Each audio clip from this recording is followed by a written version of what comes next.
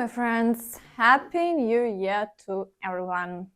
But the war continues, and it seems that the 24th year may bring another war to the world. But let's take it step by step.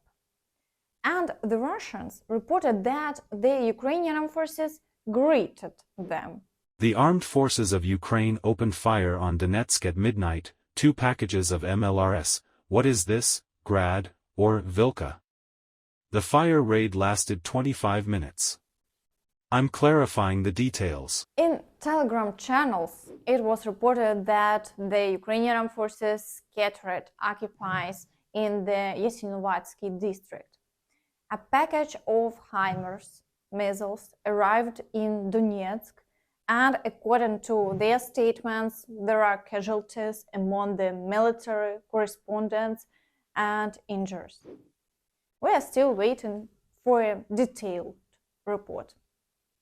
Now, regarding the new war that the 24th year may bring, the Chinese leader mentioned it in his New Year's greeting.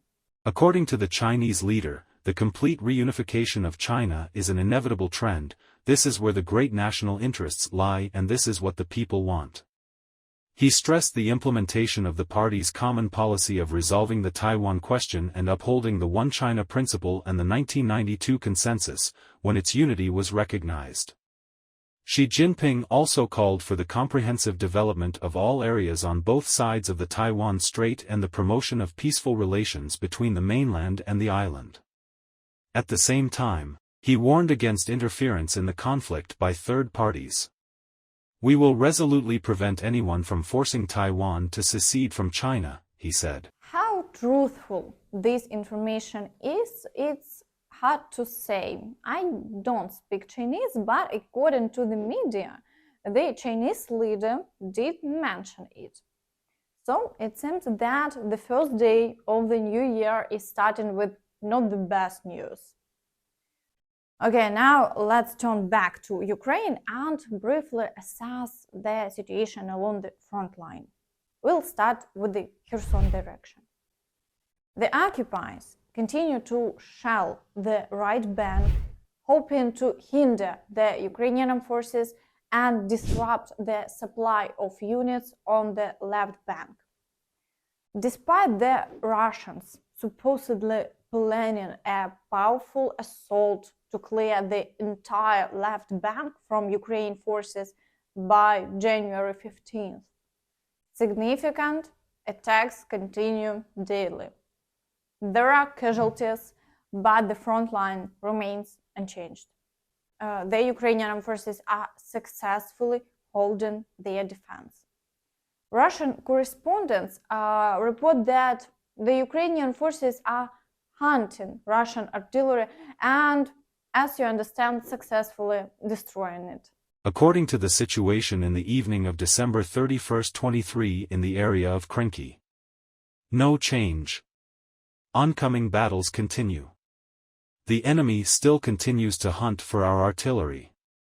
The day before yesterday we told you about their hunt for our long-range artillery. Today, the artillery of the 104th Infantry Division was attacked. In general, the struggle continues, and we are waiting to see how events will unfold. Meanwhile, the Security Service of Ukraine has published a photo of an explosion on the Crimean Bridge and announced that there will be more to come, so we are awaiting positive developments. In the Zaporizhzhia direction, the occupiers persist in attacks in the Kopani area, with shelling continuing along the entire front line. Despite their ongoing efforts, the occupiers haven't given up hope for success in this direction. However, as we have seen, the front line has remained unchanged for quite some time, and success seems to be on the side of the Ukrainian Armed Forces despite the challenges. As mentioned before, the front line may change in the gray zone, where positions constantly shift between opposing forces. Recently, there was information that Russians managed to improve their positions between Novprokopivka and Verbove, and accordingly make some progress. Official confirmations are yet to be received, so we are waiting to see how the situation develops. In the Vuhledar direction, the occupiers failed to improve their positions in the area of Pryutne, and today shelling is reported along the entire front line. In the Avdiivka direction, shelling continues along the front line, and the occupiers persist in their attempts to encircle Avdiivka. Storms are occurring both on the northern and southern flanks, but they are not achieving success. As for yesterday, the last day of 2023, the activity decreased. The occupiers advanced only 3 times. No changes along the front line have been recorded in the past day. Periodic attacks continue on Svatove, the coke chemical plant, and battles are ongoing in the industrial zone.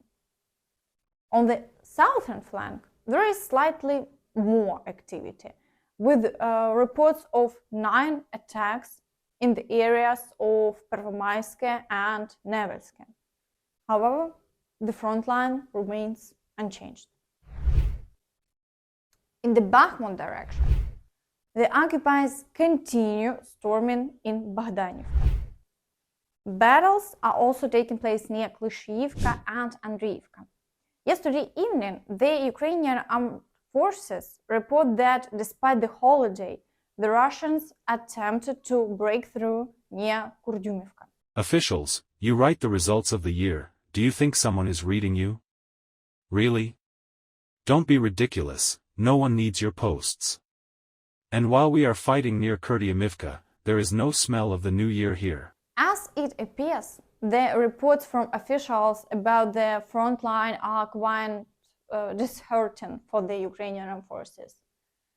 Despite this, the Ukrainian Armed Forces managed to maintain the front line without changes, successfully repelling 7 attacks by the Russians in the past day. In the Siversk direction, the occupiers are conducting shelling, but their activity has gradually decreased, and so far no new attacks have been reported. Unfortunately, Pryutne is practically lost and is under occupation. Perhaps in the future, the occupiers will attempt to expand their controlled territory in this front section. In the area of Crimea, the occupiers continue periodic attempts to storm the positions of the Ukrainian Armed Forces near the village of Makiyivka. However, they don't achieve success and withdraw to their former positions. Shelling also continues, but the activity is not the highest. In the Svatove direction, the Russians are conducting artillery preparations along the entire front line and attempting to disrupt the rear.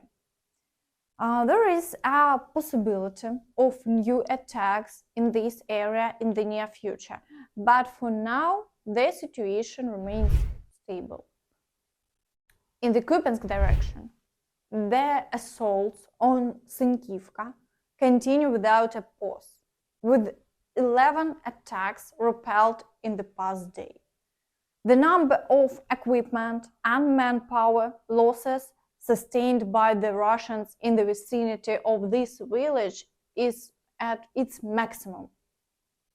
However, they haven't achieved success and the front line remains unchanged, with the village under the control of the Ukrainian Armed Forces. And that's all from me. Don't forget to like this video, subscribe to the channel, and hit the notification bell to stay updated on all the latest news. Thank you for watching and see you next time. Bye bye.